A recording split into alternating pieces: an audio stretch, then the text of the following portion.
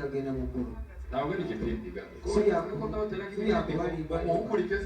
mulowooza ndi mubbalibbali wabishaka oba okkiriza utabishaka oba tokkiriza wabyemera oba obikkiriza utabyemera oba tobikkiriza bakubwiriza ngo ukizwe oba bakubwirakoke n'ogaana twizeye yesu tukkiriza yesu ni imbere y'imana yesu naramwemera yesu namukkiriza kandi mfite ibyiringiro ate nyina essuubi ery'okugenda mu ggulu sharma muze na basaza bawe abaana mujje tuzine babwira kandi tugiye guhandagira genda kubawulirako kandi ketugenda haleluya ntagushidikanya mwijuru we mwijuru ntabwo ndavumuba nirigiye kuzijira haleluya haleluya ntagushidikanya mwijuru we mwijuru hari umunezero ntabwo umubabaro ntabwo umubabaro nirigiye kuzijira gutangara bazirindwi bituma tubyina tugenda kuwalirira musanvu tutumanye ensonga lwaki tugenda kuzina tuzamure tuwe Katonda ekitiibwa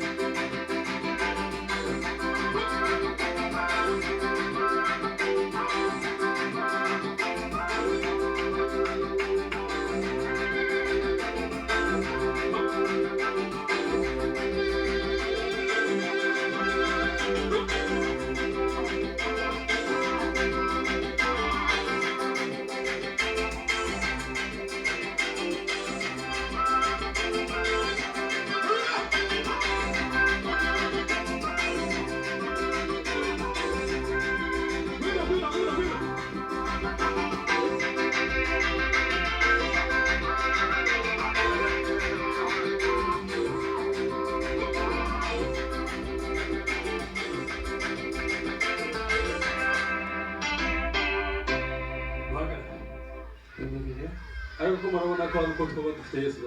mwatuna tekwizo kwa Yesu umutima ntege zacu biro byako fizishi okutyaka kukuyo ariko twaba dufite Yesu ntagira abagabo bangana gutya dusokwanga tuna Yesu n'abagabo bangana na wewe bati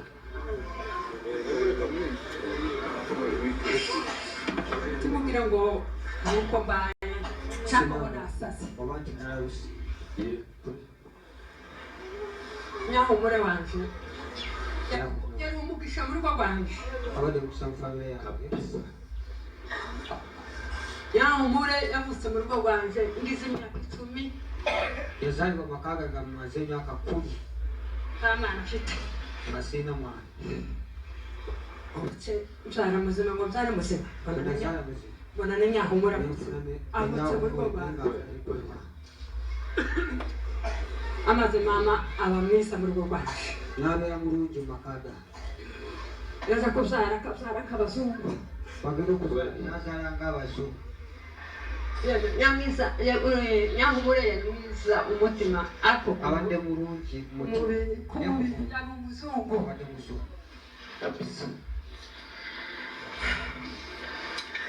shimira konya ore asigaye abana nyene niba Katonda kubanga yatekedde abaana